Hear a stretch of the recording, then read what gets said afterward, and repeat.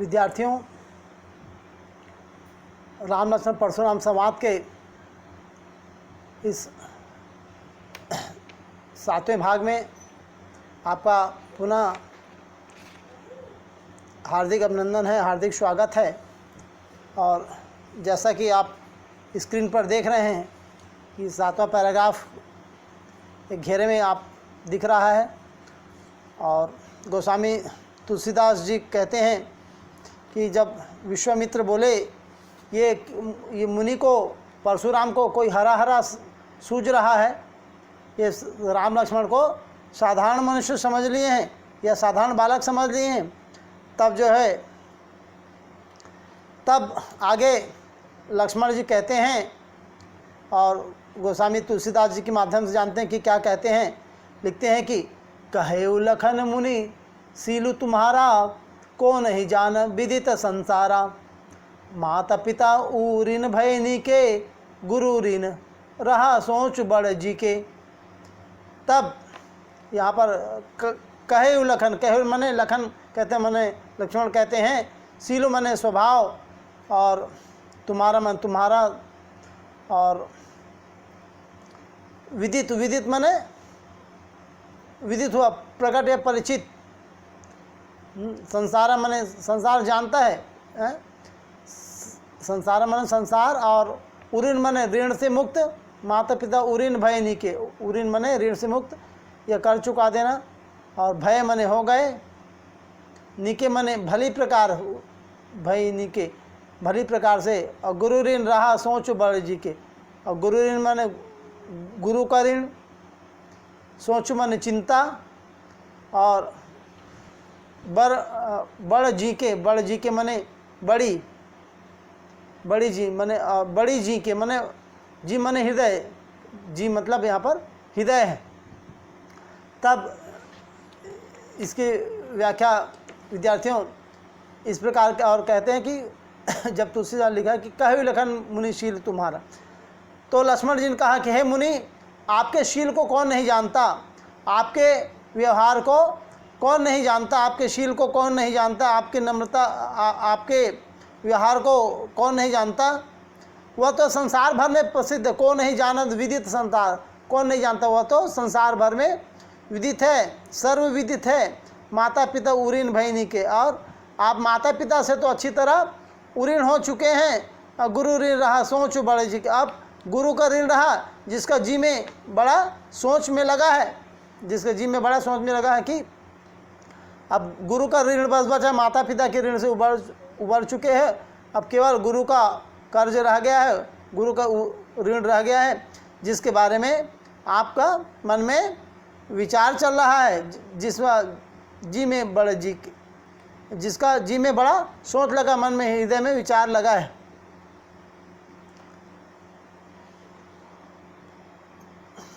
और कहते हैं, और आगे लक्ष्मण क्या कहते हैं, परशुराम के क्रोध को और उनके बढ़ाते जाते हैं। जिस प्रकार से एक आग में घी डालने से, आहुति देने से और आग बढ़ती जाती है, उसी प्रकार से लक्ष्मण के वचन सुनकर परशुराम के क्रोध और बढ़ते जाते हैं।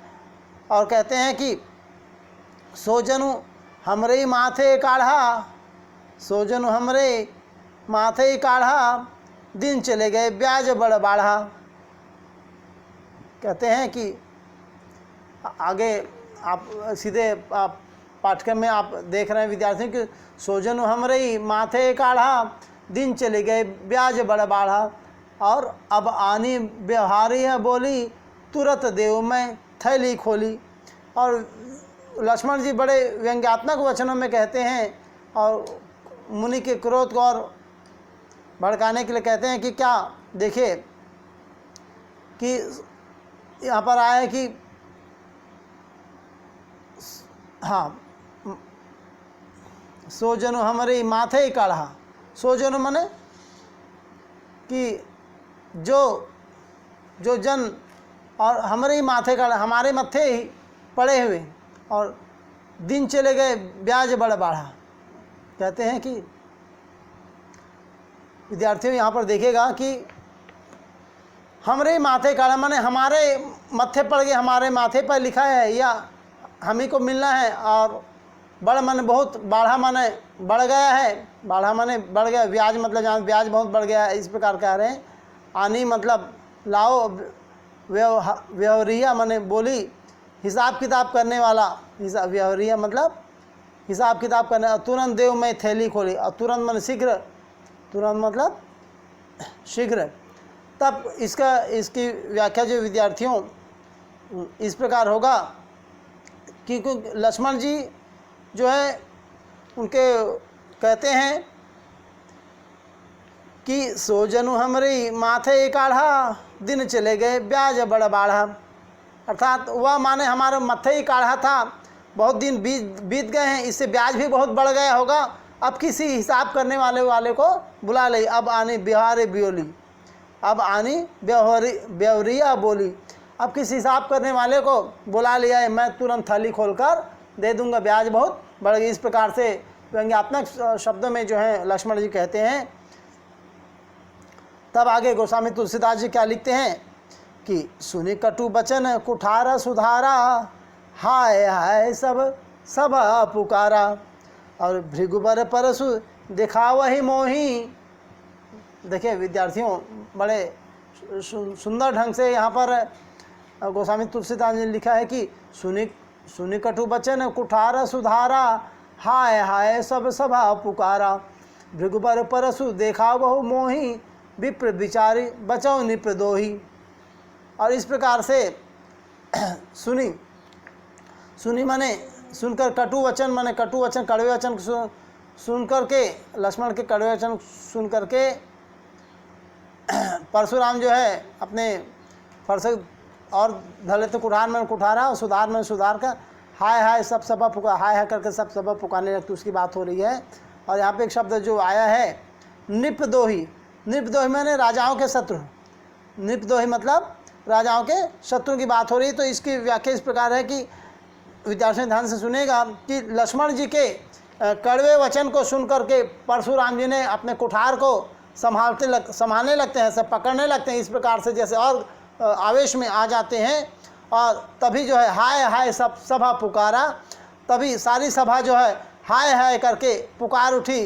और लक्ष्मण जी तब कहते हैं कि भृगुबर परशु दिखाओ मोही, विप्र विचारी बचाओ निबदोही।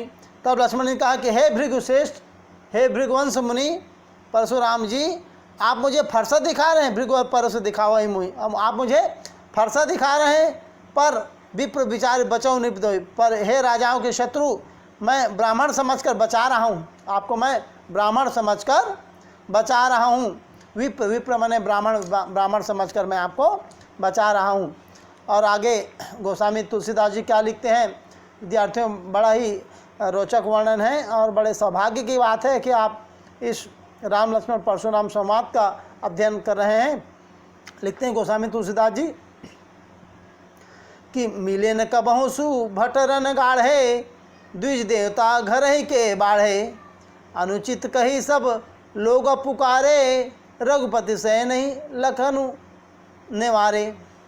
जिसमें यहाँ पर जो कठिन शब्द सुभट, सुभट माने मिले न कबहु सुभट रन गाढ़े, सुभट में वीर युद्ध और रन मतलब युद्ध, गाढ़े माने अच्छे, और द्विज देवता मतलब होता है ब्राह्मण, द्विज ब्राह्मण, देवता मतलब देवता, और इसलिए ब्राह्मण देवता, बाढ़े माने फूलना, और सह नहीं माने आँखों के इशारे में, सह नहीं मतलब जो होता है वो आँखों के इशारे में, और लखन मतलब लक्ष्मण, और नेवारे मतलब रोका या मना किया। तो इस प्रकार से विद्यार्थी इसकी व्याख्या मैं आपको बताना चाहूँगा कि कहते हैं और हाँ, लक्ष्मण जी कहते हैं कि आपको कभी कोई रणधीर बलवान वीर नहीं मिले क्या? कहते हैं कि मिले न कबू सुभट रन, आपको कभी कोई रणधीर बलवान वीर नहीं मिले हैं? द्विज देवता घरे के बारे, हे ब्राह्मण देवता, आप घर में ही बड़े हैं, आप अपने घर में ही बड़े हैं। यह सुन करके आप माने इतना जो है एक अपमान, यहाँ पर अपमानजनक शब्द में लक्ष्मण जो है परशुराम को कहते हैं पूरी भरी सभा में। मैं पुनः विद्यार्थी दोहरा रहा हूँ कि आपको कभी रणधीर या बलवान वीर नहीं मिले क्या? हे ब्राह्मण देवता, आप तो घर में ही बड़े हैं, यह सुनकर कि यह अनुचित कही सब लोग को पुकारे। यह सुनकर के अनुचित है, अनुचित करके सभा के सारे लोग पुकारने लगते हैं। और ऐसा कहकर सब लोग, ऐसा अनुचित है कहकर सब लोग पुकार कर उठे। और तभी क्या होता है कि रघुपति सह नहीं लखन निवारे। तब रघुनाथ जी ने, भगवान श्री रामचंद्र रघुनाथ जी ने इशारे से लक्ष्मण जी को रोक दिया कि हे लक्ष्मण रुक जाओ, बहुत हो गया।